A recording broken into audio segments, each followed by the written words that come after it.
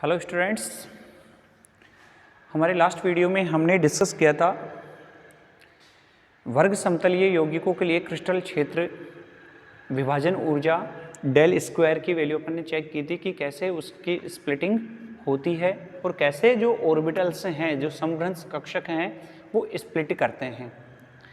आज की जो क्लास है हम उसमें डिस्कस करेंगे CFT के जो गुण हैं कि CFT के द्वारा हम संकुल यौगिकों में किस तरह के यौगिकों की या किस तरह के गुणों की व्याख्या हम कर सकते हैं।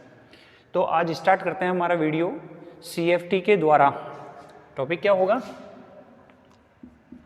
CFT द्वारा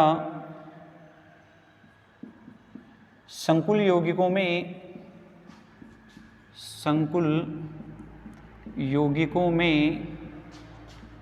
ज्यामिति, चुंबकीय गुण एवं रंगों की व्याख्या टॉपिक क्या है अपना? CFT द्वारा संकुल यौगिकों में ज्यामिति, चुंबकीय गुण और रंगों की व्याख्या। तो स्टार्ट करते हैं हम। सबसे पहला पॉइंट कि ज्यामिति किस प्रकार निर्धारित की जाती है अष्टफलकीय CFT द्वारा, क्रिस्टल फील्ड थ्योरी के द्वारा यौगिकों में ज्यामिति का निर्धारण करना है। तो सबसे पहले अपन बात करेंगे ज्यामिति का निर्धारण। अब देखो, ज्यामिति के निर्धारण के लिए अपन को क्या करना है कि सबसे पहले अपन बात करते हैं कि वास्तव में जो संकुल यौगिक है वो किस प्रकार के बनते हैं। और सबसे पहले अगर अपन बात करते हैं तो प्रिफर्ड होते हैं हमारे लिए अष्टफलकीय यौगिकों का बनना। कैसे होते हैं? अष्टफलकीय। अब अष्टफलकीय यौगिकों की बात करते हैं, अष्टफलकीय संकुलों का निर्माण। अष्टफलकीय संकुल इसमें फेवरेबल होते हैं। अष्टफलकीय संकुल बहुत स्टेबल कॉम्प्लेक्स होते हैं। क्यों बनते हैं, हम उस कारण को हम डिस्कस करेंगे। ठीक है, तो अष्टफलकीय संकुलों का निर्माण वरीयता से होता है।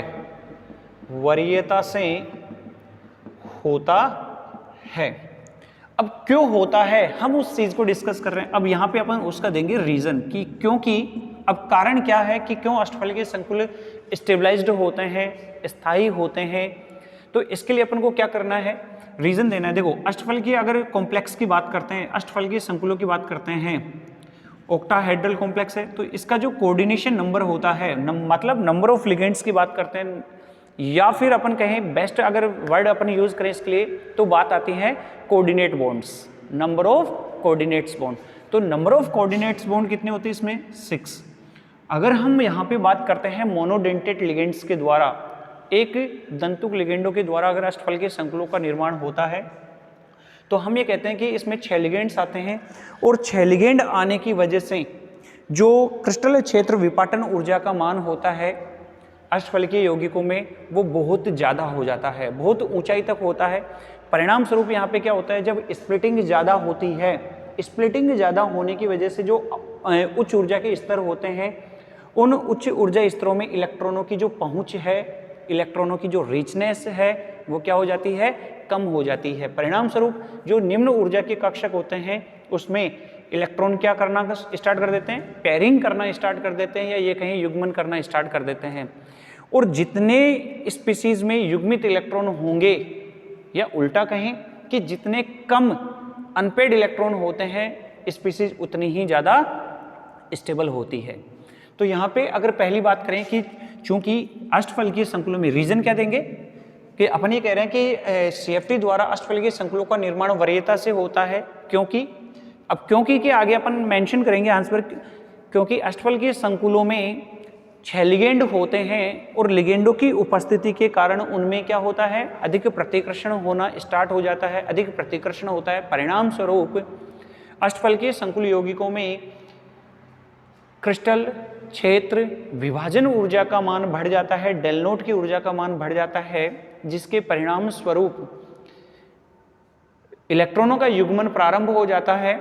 अतः अष्टफलकीय संकुल यौगिकों में सामान्यतः इलेक्ट्रॉनों की पेयरिंग होने के कारण उनके संकुल और यौगिक स्थायी प्रकृति के होते हैं। तो ये तो था इसका रीजन कि किस तरह से अष्टफलकीय संकुलों का निर्माण होते हैं। लेकिन हम अगर डिस्कस करें कि क्या चतुष्फलकीय और वर्ग समतलीय यौगिकों का भी निर्माण CFT के द्वारा किया जा सकता है, तो बिल्कुल हम कहेंगे यस, बिल्कुल होता है, लेकिन उसके लिए कुछ कंडीशंस होती हैं। तो यहाँ पे ध्यान रखना कि अगर हम बात करें वर्ग समतलीय के लिए, वर्ग समतलीय यौगिक और चतुष्फलकीय के लिए, चतुष्फलकीय यौगिक और संकुल। अब बात करते हैं कि चतुष्फलकीय वर्ग समतलीय तो कब बनते हैं। ये शायद हमने जब स्प्लिटिंग की थी वर्ग समतलीय यौगिकों में, जब हमने क्रिस्टल क्षेत्र विभाजन ऊर्जा को डिस्कस किया था, तो उस समय भी हमने ये बात कही थी कि ये विशेष प्रकार से, अब हमने कहा है कंडीशंस की बात कर रहे हैं, उन कंडीशंस की ही बात कर रहे हैं, उन कंडीशंस को मेंशन करेंगे कि वर्ग समतलीय यौगिक कब बनेंगे प्रिफर्ड, जब इनमें D8 इलेक्ट्रॉनिक विन्यास होता है, जब D8 इलेक्ट्रॉनिक विन्यास होता है। और साथ में एक चीज और ध्यान रखनी है, लिगेंड कैसा होना चाहिए, प्रबल। एक तो पहली कंडीशन तो क्या है D8, और दूसरी कंडीशन क्या है, प्रबल लिगेंड की उपस्थिति, प्रबल लिगेंड की उपस्थिति। अगर ये दो कंडीशन फुलफिल करते हैं तो ये ध्यान रखना, अपन को पॉसिबिलिटी के साथ अष्टफलकीय के बजाय हमें कैसे मिल सकते हैं, चतुष्फलकीय वर्ग समतलीय यौगिकों का निर्माण हम कर सकते हैं। लेकिन इसमें ये ध्यान रखना है कि अष्टफलकीय के द्वारा जब वर्ग समतलीय यौगिक बनते हैं, तो हमने ये भी डिस्कस किया था उसमें कि जो Z एक्सिस होती है उसके थ्रू जब लिगेंड अप्रोच करते हैं, हम उस Z एक्सिस को पुल या पुश करते हैं, तो उस दौरान जो वर्ग होता है, वर्गाकार जो संरचना होती है वो डिस्टर्ब होती है, ये अपन को ध्यान रखना है। तो उस कंडीशन में अपन को ये ध्यान रखना पड़ेगा कि लिगेंड कैसा होना चाहिए, प्रबल लिगेंड हो या D8 कॉन्फ़िगरेशन उनमें मेंशन करे। इस ऐसी कंडीशन में कौन से यौगिकों का निर्माण होगा, वर्ग समतलीय। इस तरह हम उसकी ज्यामिति का निर्धारण कर सकते हैं। अगर दूसरी बात करें चतुष्फलकीय, दूसरी ओर चतुष्फलकीय यौगिकों के निर्धारण की बात करते हैं, तो इस चतुष्फलकीय यौगिकों के लिए हमको एक चीज ध्यान रखनी है, चूंकि हम ये कभी कह रहे थे चतुष्फलकीय यौगिकों के निर्माण के समय कि इनमें हमेशा किस प्रकार के यौगिक बनते हैं, उच्च चक्रण संकुल बनते हैं, HS कॉम्प्लेक्स बनते हैं। और HS कॉम्प्लेक्स बनने के लिए ये कहा जा सकता है कि इनमें लिगेंड कैसे होते हैं, दुर्बल प्रकृति के होते हैं। तो यहाँ पे अपन मेंशन करेंगे लिगेंड दुर्बल होते हैं। तो यहां से अपन को ये दो चीज समझ में आई है। पहली चीज क्या समझ में आई है कि अष्टफलकीय संकुलों का निर्माण वरीयता से होता है। कारण उसका कि इसमें 6 लिगेंड होते हैं, वो 6 लिगेंड एक दूसरे के को अप्रोच करते हैं, उनमें रिपल्सन होता है। रिपल्सन होने से जो क्रिस्टल क्षेत्र विभाजन ऊर्जा है उसके मान में वृद्धि कर लेते हैं, परिणाम स्वरूप वहां पे इलेक्ट्रॉनों का युग्मन होता है और उस युग्मन के परिणाम स्वरूप वहां पे स्थायी रूप से अष्टफलकीय संकुलों का निर्माण होता है। ये CFT कहती है। लेकिन CFT के द्वारा ये भी निर्धारित किया जाता है कि हम वर्ग समतलीय और चतुष्फलकीय यौगिकों का निर्धारण भी कर सकते हैं, उनका निर्माण भी कर सकते हैं, बशर्ते कुछ कंडीशंस को फॉलो अप किया जाए। जैसे कंडीशन क्या है कि अगर वर्ग समतलीय यौगिकों का निर्माण करना है, D8 कॉन्फ़िगरेशन हो केंद्रीय धातु परमाणु में, और साथ में लिगेंड कैसा हो, प्रबल लिगेंड हो। जबकि हम चतुष्फलकीय यौगिकों के लिए हम जब बात करते हैं तो चतुष्फलकीय यौगिकों में लिगेंडों की प्रकृति कैसी हो जाती है, दुर्बल हो जाती है। यहाँ पे अगर अपन बात करते हैं तो NiCN का होल 4 -2 प्रकार के कॉम्प्लेक्स का निर्धारण अपन कर सकते हैं।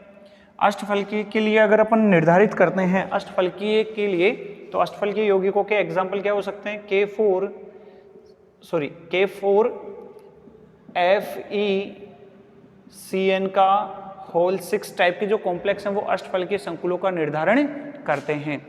अगर बात करते हैं दुर्बल चतुष्फलकीय यौगिकों के लिए, तो चतुष्फलकीय यौगिकों में हम क्या दे सकते हैं कि केंद्रीय धातु परमाणु किसी दुर्बल लिगेंडों के साथ क्या बनाएंगे, कोऑर्डिनेशन कॉम्प्लेक्स का फॉर्मेशन करते हैं। जैसे इसी के द्वारा हम निर्धारित करें NiCl का होल 4 -2, या तो ये दे सकते हैं, या फिर NiNH3 का होल 4 +2, क्योंकि यहाँ पे चाहे क्लोरीन लिगेंड की बात करें, क्लोराइड लिगेंड की बात करें या अमाइन लिगेंड की बात करें, NH3 लिगेंड की बात करें, दोनों ही कैसे होते हैं, दुर्बल प्रकृति के होते हैं, जिसके परिणाम स्वरूप यहाँ से बनने वाले यौगिक कैसे बनते हैं, HS कॉम्प्लेक्स बनते हैं, जिनमें स्प्लिटिंग ऊर्जा का मान थोड़ा कम होता है, इलेक्ट्रॉन निम्न ऊर्जा से उच्च ऊर्जा में आसानी से स्थानांतरित होकर अयुग्मित इलेक्ट्रॉनों की संख्या बढ़ा देता है और यौगिक का स्थायित्व घटाता है। तो एज ए कंपैरिजन हम ओवरऑल निष्कर्ष की बात करें तो प्रिफर्डली ज्यामिति का निर्धारण हम कैसे करें, number of ligands as well as nature of ligands. तो इस पॉइंट को हम कैसे मेंशन कर सकते हैं ज्यामिति का निर्धारण, इसमें दो चीज मेन अपने निकल के आती है और वो कौन कौन सी है। पहली तो है नंबर ऑफ लिगेंड, लिगेंडों की संख्या कितनी है, क्योंकि अगर बात करते हैं चतुष्फलकीय में या फिर किसमें, इस वर्ग समतलीय में, तो यहाँ पे नंबर ऑफ लिगेंड्स कितने होते हैं, 4।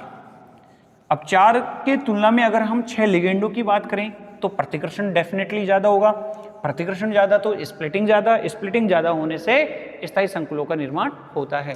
तो ज्यामिति के निर्धारण में पहला पॉइंट क्या निकल के आया, पहला है नंबर ऑफ लिगेंड्स,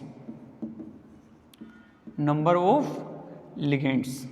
और दूसरा जो मेन पॉइंट निकल के आता है इसमें वो आता है नेचर ऑफ लिगेंड्स। क्या निकल के आ रहा है, नेचर ऑफ लिगेंड्स।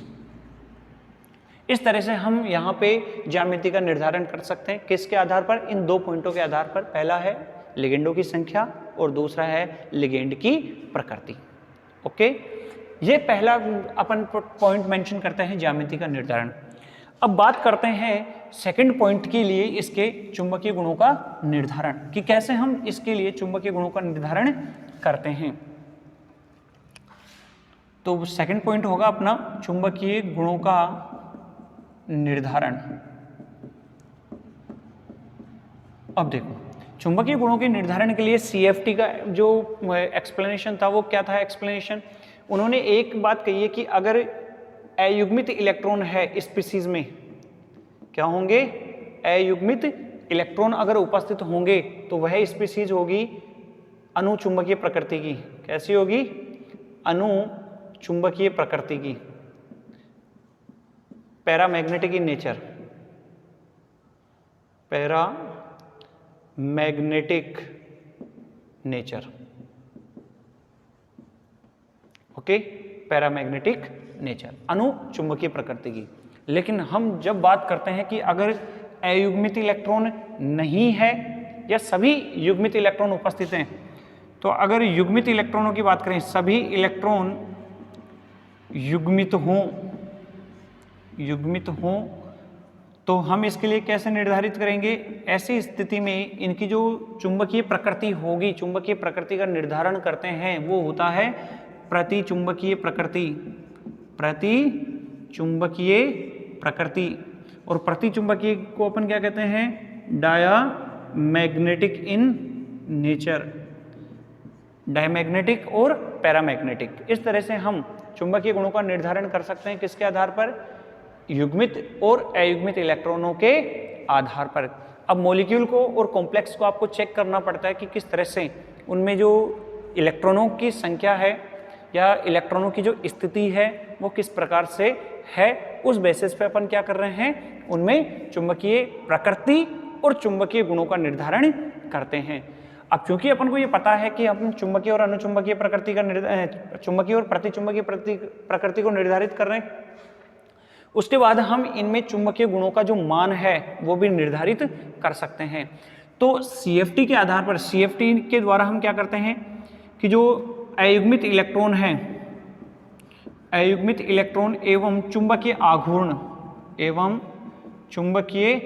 आघूर्ण के मध्य संबंध को, मध्य संबंध कैसा होता है और उसको हम कैसे रिप्रेजेंट करते हैं, जिसके आधार पर हम संकुल यौगिकों में चुंबकीय गुणों का निर्धारण करते हैं। ओके, तो इसके लिए एक फॉर्मूला अपन यूज करते हैं और वो फॉर्मूला है बोर मैग्नेटॉन म्यू S बराबर √n n+2। फॉर्मूला क्या होता है, म्यू एस बराबर root n n plus two. यहाँ n क्या है, यहाँ n बराबर नंबर ऑफ अनपेयर्ड इलेक्ट्रॉन है, अयुग्मित इलेक्ट्रॉनों की संख्या है। n क्या है, अयुग्मित इलेक्ट्रॉनों की संख्या। अब अयुग्मित इलेक्ट्रॉनों की संख्या के आधार पर हम क्या कर सकते हैं, यौगिकों में उसके लिए जो चुंबकीय गुणों की मान है, चुंबकीय गुणों के मान है, उनका हम निर्धारण कर सकते हैं। कैसे करते हैं, एक इंडेक्स के थ्रू बात करेंगे। तो पहली चीज, चुंबकीय गुणों का निर्धारण या चुंबकीय प्रकृति का निर्धारण सीएफटी ने कैसे किया कि अगर स्पीसीज में, उस संकुल में अयुग्मित इलेक्ट्रॉन उपस्थित हैं तो अनुचुंबकीय प्रकृति, और सभी इलेक्ट्रॉन युग्मित हो जाएं, एक भी अनपेयर्ड इलेक्ट्रॉन नहीं हो, तो वह कैसी होगी, प्रति चुंबकीय प्रकृति की होती है। अब सीएफटी के द्वारा अयुग्मित इलेक्ट्रॉन और चुंबकीय आघूर्ण के मध्य संबंध को एक सूत्र द्वारा प्रदर्शित किया गया है, और सूत्र है म्यू एस बराबर root n n plus two. यही है। अब इसके आधार पर हम चुंबकीय आघूर्ण के मान की गणना कर सकते हैं कि अगर n की value, number of unpaired electron आपको 1 2 3 4 कितने भी मिल सकते हैं, उस आधार पर हम इसका मान निर्धारित कर सकते हैं। तो चुंबकीय आघूर्ण के लिए फॉर्मूला क्या है अपने पास, म्यू एस बराबर root n n plus two. Formula है म्यू एस बराबर root n n plus two, यही है। इसके द्वारा हम यहाँ पे चेक करेंगे, पहला है n की वैल्यू है, n क्या है, नंबर ऑफ अनपेयर्ड इलेक्ट्रॉन, अयुग्मित इलेक्ट्रॉनों की संख्या। दूसरे में अगर अपन बात करते हैं तो वैल्यू ऑफ मैग्नेटिक मोमेंट की बात कर लें, मैग्नेटिक मोमेंट।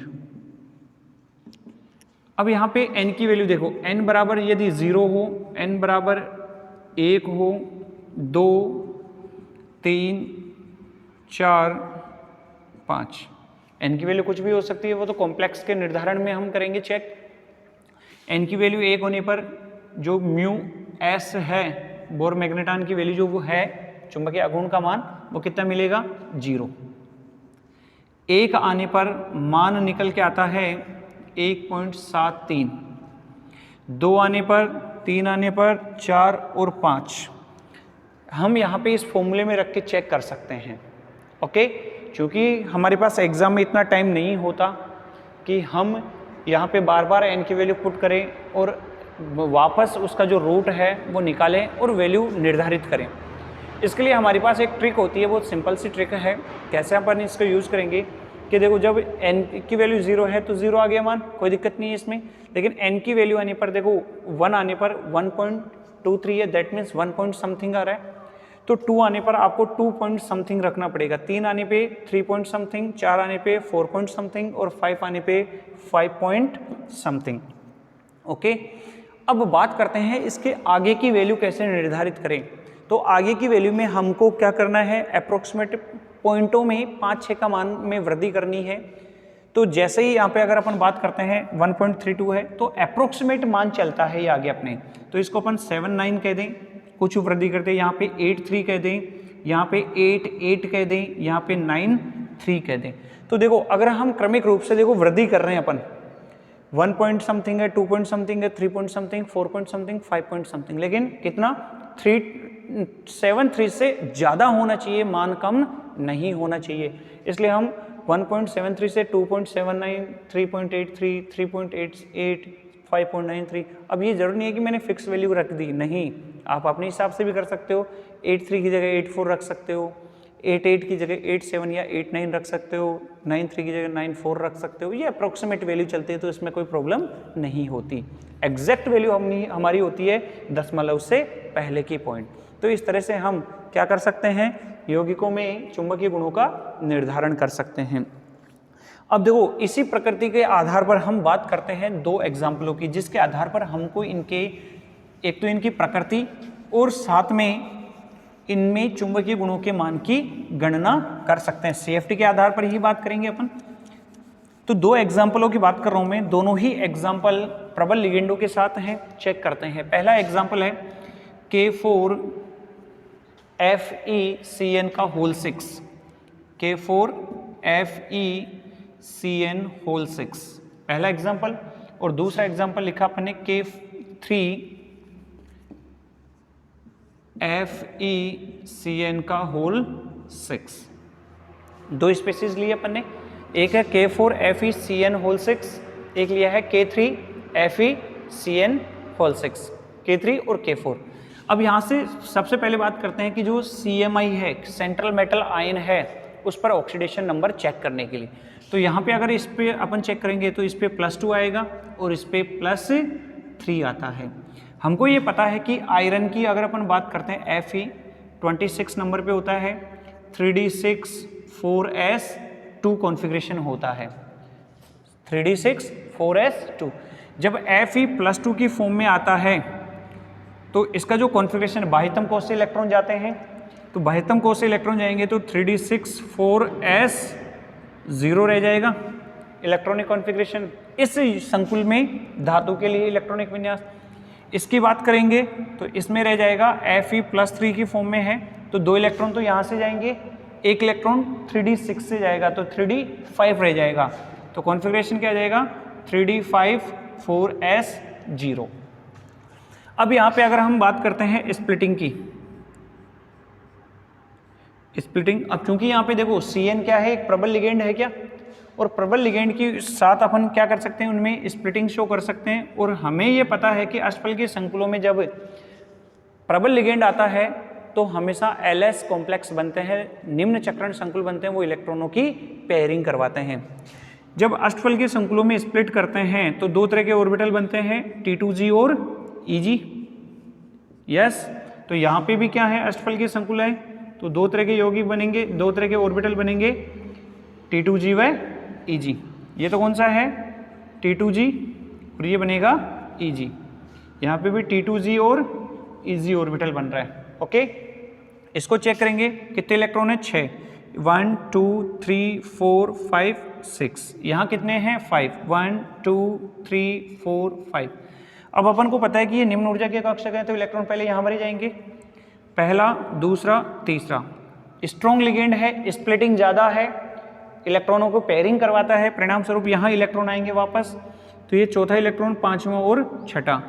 यहाँ चेक करोगे तो वही कंडीशन यहाँ पे स्ट्रॉन्ग लिगेंड है, स्ट्रॉन्ग लिगेंड के साथ क्या करेगा, ये पेयरिंग करवाएगा, 1 2 3 4 एंड 5, 5 इलेक्ट्रॉन थे।